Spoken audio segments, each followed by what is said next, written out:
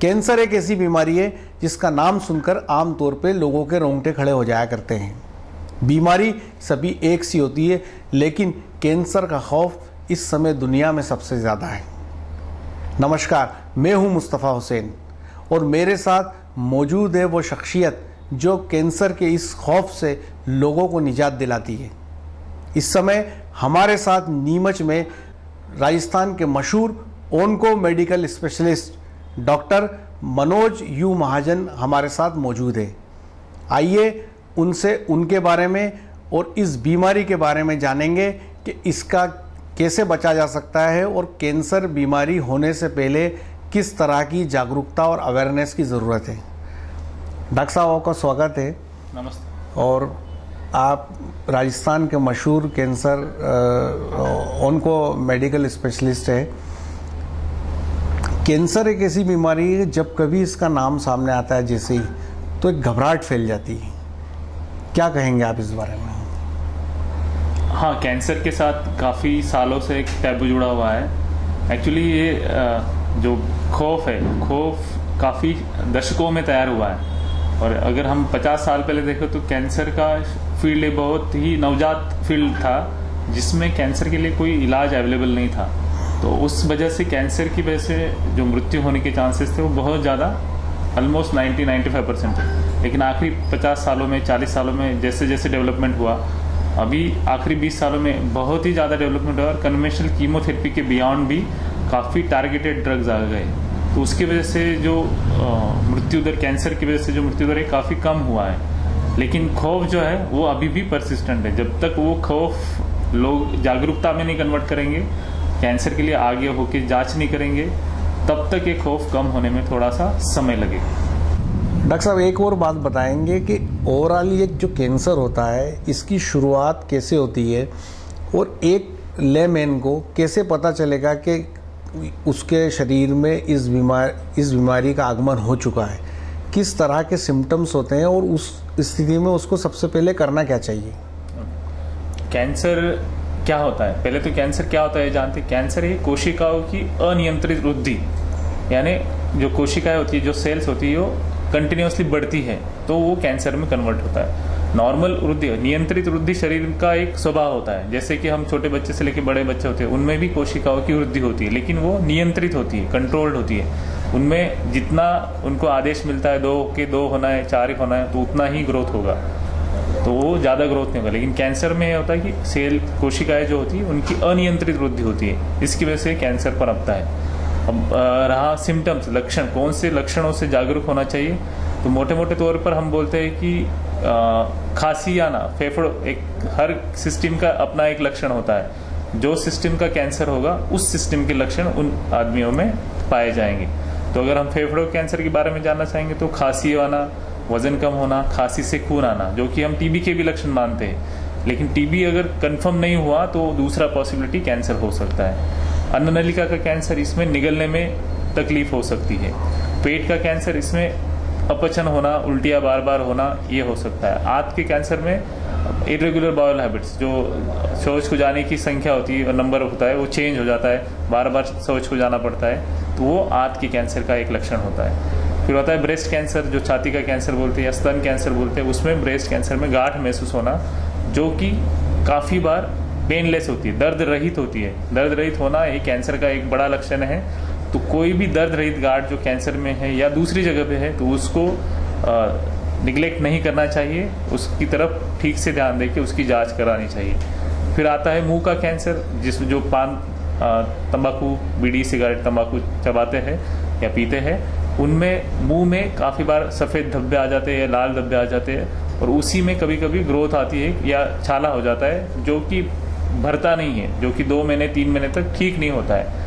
छाले सबको होते हैं, अगर 8 से 10 दिनों में छाले ठीक हो रहे हैं तो वो नॉर्मल होता है। लेकिन 2 महीने 3 महीने तक अगर कोई छाला नहीं भर रहा है तो वो कैंसर होने के चांसेस बहुत ज़्यादा बढ़ जाते हैं। फिर आता है प्रोस्टेट कैंसर के। प्रोस्टेट कैंसर में बार बार पेशाब को जाना, ये लक्षण होता है, स्पेशली जब 60 की उम्र के परे अगर ये तकलीफ हो रही है तो प्रोस्टेट कैंसर की शंका हो सकती है। उसके लिए जांच आती है, जांच करके कंफर्म कर सकते हैं। तो और लिम्फोमा एक ब्लड कैंसर जैसी ट्यूमर, ब्लड कैंसर का एक स्वरूप होता है जो गिठान के स्वरूप में आता है। वो गले में गांठें आना जो कि पेनलेस रहता है, बगल में गांठें होना, जांघों में गांठें होना, बुखार आना, पसीना आना, वजन कम होना, ये सारे लक्षण इस लिम्फोमा या बीमारी के हो सकते हैं। मनोज जी, इसमें खास बात ये है कि ये जो कैंसर है इसको लेके लोगों की एक धारणा है कि ये लाइलाज बीमारी है, यदि किसी को कैंसर हो गया तो उसकी मृत्यु निश्चित है। क्या कहेंगे आप इस मामले में? पहले से तो मैं थोड़ा स्पिरिचुअल होता हूँ, मृत्यु सबकी निश्चित है, लेकिन हम ये चाहते हैं जो भी बीमारी है वो ज़्यादा से ज़्यादा प्रोलॉन्ग हो या ख़त्म हो जाए। तो इसमें हम उदाहरण के तौर पे हम जब मधुमेह को बोलते हैं, मधुमेह का इलाज जब होता है तो मधुमेह में शुगर कंट्रोल होती है, मधुमेह ख़त्म कभी नहीं होता है। तो हम लाइफ प्रोलॉन्ग कर रहे हैं मधुमेह वाले पेशेंट्स की कॉम्प्लिकेशंस कम करके। या फिर हाइपरटेंशन या रक्तचाप जिसको बोलते हैं हम, उसमें अगर दवाई देते हैं तो रक्तचाप खत्म नहीं होता है, रक्तचाप कंट्रोल होता है, लंबे समय तक वो दवाई हमें लेनी पड़ती है और उसी से कंट्रोल होता है। उसी तरह से हम कैंसर को आज देख रहे हैं। कैंसर जो पहले था, कुछ दवाइयाँ नहीं थी, अब इतनी दवाइयाँ आ गई तो हम कैंसर को कंट्रोलेबल डिसीज बनाना चाह रहे हैं और काफ़ी हद तक कुछ कैंसर इस प्रमाण में आ गए हैं। जैसे कि हम बोलते हैं CML बोलते हैं, इसमें हम बोलते हैं कि 15 साल तक या 20 साल तक पेशेंट 90% 80% पेशेंट ठीक रहेंगे कैंसर होना जिस दिन से पता चला उस दिन के बाद। ब्रेस्ट कैंसर जो अर्ली स्टेज वाले ब्रेस्ट कैंसर है, लगभग 15 साल तक 90% पेशेंट बिल्कुल ठीक रहते हैं। तो हम इस तरफ जो रिसर्च और ये सारी चीज़ें देख रही है आजकल, कैंसर को एक क्रोनिक बीमारी बनाना चाह रहे हैं जो कि गोली दवाई छोटी मोटी गोलियों से कंट्रोल रहे लंबे समय तक। ये एक और ख़ास बात ये है कि ये भारत के परिप्रेक्ष्य में अगर अपन बात करें मनोज जी, तो कैंसर कितने बड़े रूप में हिंदुस्तान में देखने सुनने में आ रहा है, क्या लगता है आपको? कैंसर का स्वरूप पूरे भारतीय उपद्वीप में ही बहुत ज़्यादा रौद्र रूप धारण कर रहा है और हमने जल्द से जल्द इंडिविजुअल लेवल पे सरकारी पॉलिसीज बनेंगी, वो इम्प्लीमेंट होगी, उसके बाद हम पालन करेंगे, वो सारी चीज़ें ठीक है। लेकिन इंडिविजुअल लेवल पे अगर हम कुछ खुद के लिए नियम बनाते हैं तो हम कुछ हद तक इस बीमारी से बच सकते हैं। अगर आंकड़ों के तौर पे बताया जाए तो आज की तारीख में लगभग हर साल 15 लाख नए लोगों को कैंसर हो रहा है और ये WHO के प्रमाण के हिसाब से 2030 तक लगभग 25 लाख 27 लाख के आसपास आंकड़े 2030 में, लगभग 11 साल में ये डबल होने की मात्रा में है। मनोज जी, एक और ख़ास बात है कि कैंसर की अगर बात करें तो इसका इलाज आम तौर पे लोगों को लगता है काफ़ी महंगा है। दूसरी बात है कि इसका इलाज आसानी से उपलब्ध नहीं है, जिसके चलते लोग नीम हकीम खतरे जान या जो दूसरे जो पैथी में जो लोग काम करते हैं उनके पास जाके अपना वक्त ज़ाया कर देते, लंबा समय निकाल देते। तो इस तरह की बातें भी आपके जानकारी में आई है? हाँ बिल्कुल। मैं एक सजेशन देना चाहूँगा। कैंसर का इलाज जो पहला कहा आपने महंगा है, कुछ हद तक मैं ये मानता हूँ कुछ हद तक महंगा है, लेकिन सारे पेशेंट्स का इलाज महंगा बिल्कुल नहीं होता है। इसमें सबसे इम्पोर्टेंट और अहमियत ये है कि जितना कैंसर की स्टेज अर्ली रहेगी उतना ट्रीटमेंट मॉडलिटीज़ कम रहेंगे और उतना खर्चा कम रहेगा। ट्रीटमेंट मॉडलिटीज़ यानी हम कैंसर का ज़्यादातर कैंसर का इलाज 3 चीज़ों से करते हैं: सर्जरी, ऑपरेशन जिसको बोलते हैं, रेडियोथेरेपी, रेडिएशन थेरेपी और कीमोथेरेपी के ही, और अभी एडवांसेस। तो जितना कोई भी कैंसर हो, कोई भी कैंसर अगर अर्ली स्टेज में आता है तो उसका सर्जरी ही ट्रीटमेंट होता है। अगर स्टेज 0 स्टेज 1 में आता है तो surgery is the treatment. Surgery अगर हो गई, कंप्लीट सर्जरी पूरी हो गई, तो उसके आगे उस पेशेंट को कोई इलाज लेने की ज़रूरत नहीं होती। रेडिएशन थेरेपी और कीमोथेरेपी भी लेने की ज़रूरत नहीं होती है अगर स्टेज 0 स्टेज 1 है तो। लेकिन प्रॉब्लम ये है कि अगर हम भारतीय महाद्वीप का अगर बात करें तो हमारे महाद्वीप में लगभग 70% पेशेंट एडवांस स्टेजेस में आती है, तीसरी स्टेज या चौथी स्टेज में। तो तीसरी स्टेज और चौथी स्टेज में तो सारी मॉडलिटीज़ कंबाइन देके ट्रीटमेंट देना पड़ता है, तो इसीलिए कॉस्ट थोड़ी बढ़ जाती है। और अगर यूएस की बात करें तो यूएस में एग्जैक्टली उल्टा, 30% लोग एडवांस स्टेज में आते हैं, तो उनमें 70% लोगों में अर्ली स्टेज में आते हैं, तो इलाज कम पैसे में हो जाता है और लंबे समय तक पेशेंट बिल्कुल ठीक रहते हैं। अगर हम यूएस के आंकड़े जो अवेलेबल है उसमें हम बोलते थे पहले, अगर 1971 में यूएस में हर 100 मरीज के पीछे एक कैंसर सर्वाइवर था जो कि कैंसर से लड़ के बच चुका था। वो अभी इतने कैंसर सर्वाइवर बढ़ गए हैं वहाँ पे कि हर 20 लोगों के पीछे एक कैंसर सर्वाइवर है। यानी अगर हम देखें तो लगभग 128 पॉपुलेशन, 5% पॉपुलेशन यूएस की 30-33 करोड़ में से 5% पॉपुलेशन, लगभग 1.5 करोड़ 2 करोड़ लोग ये कैंसर से ग्रस्त थे और ये सर्वाइव हो, उस कैंसर का इलाज लेके अभी सर्वाइव हो रहे 1.5 करोड़ लोग यूएस की पॉपुलेशन में से। ये बहुत बड़ा नंबर है। दो बड़ी बात आपने कही, एक तो ये है कि भारतीय उपमहाद्वीप के संदर्भ में कि यहाँ पे पेशेंट कैंसर विकराल रूप में सामने आ रहा है, और दूसरी बात है कि अवेयरनेस की भी बड़ी कमी है। बिल्कुल। और एक चीज़, आप चूँकि जाने माने एक डॉक्टर है, जो इस समय हम लोग भारत में देख रहे हैं कि कारपोरेट का दखल इसमें हो गया है, और अब जो है मेडिकल हेल्थ केयर इंडस्ट्री का रूप ले चुकी है। तो आप इस बात से कितना सहमत है? उसके अंदर जो डॉक्टर होता है, जो इसका इलाज करने वाला होता है, उसकी फ़ीस तो बहुत नॉमिनल होती है, लेकिन दूसरे अरेंजमेंट मैनेजमेंट के अंदर बेहिसाब रुपया पेशेंट का खर्च होता है। तो क्या आप इस बात को देख पा रहे हैं? क्या कहते हैं आप इस मामले में? मेरे हिसाब से ये टर्शरी, यानी अगर तृतीय आप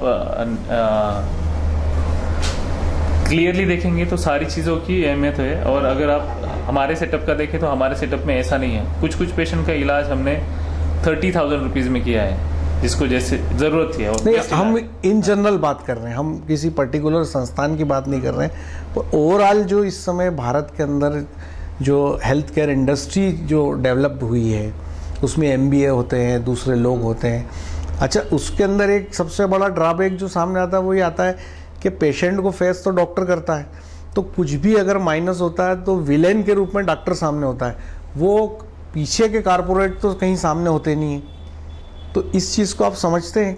क्या कहना है आपका इस चीज़ के लिए? मैं तो कहूँगा कि मैं थोड़ा सा फ्लैशबैक में जाऊँगा। जब मैं छोटा था तो हमारे मैक्सिमम जो भी जानने का रहे थे वो सारे सरकारी अस्पताल में जाते थे। वहाँ पे सारी इलाज अवेलेबल थे, सारी उपचार अवेलेबल थे, सारी जांचें अवेलेबल थी। लेकिन अब सरकारी संस्थाएं थोड़ी सी कमज़ोर हो गई है शायद, या ज़्यादा कमज़ोर हो गई है, ये आप भली भांति जान सकते हैं। इसीलिए कॉरपोरेट का जन्म हुआ है। तो इस चीज़ को बैलेंस करना ज़रूरी होता है। प्रोबेबली हम लोग वही बैलेंस करने की कोशिश करते हैं, जहाँ पे ज़रूरत है हम आउट ऑफ द वे जाके पेशेंट को हेल्प करते हैं। आप कैंसर के इसमें रात दिन लगे हैं, काफ़ी आप कई स्टेट्स के मरीज़ों से आप मिलते हैं, तो अगर हम सरकार के पॉइंट ऑफ व्यू से बात करें तो आपको क्या लगता है कितनी ज़रूरत है गवर्नमेंट्स को इसको लेके अवेयरनेस प्रोग्राम चलाने की, या और भी चीज़ें की जा सकती है गवर्नमेंट के लेवल पे? क्योंकि गवर्नमेंट के पास मशीनरी काफ़ी होती है। तो क्या आपका इस मामले में कहना है? मैंने जो अभी शुरू में जो आंकड़ा कहा, 70% लोग अर्ली स्टेजेस में आते हैं यूएस में। ये क्यों आते हैं और इंडिया में क्यों नहीं आ पाते, सवाल ये है।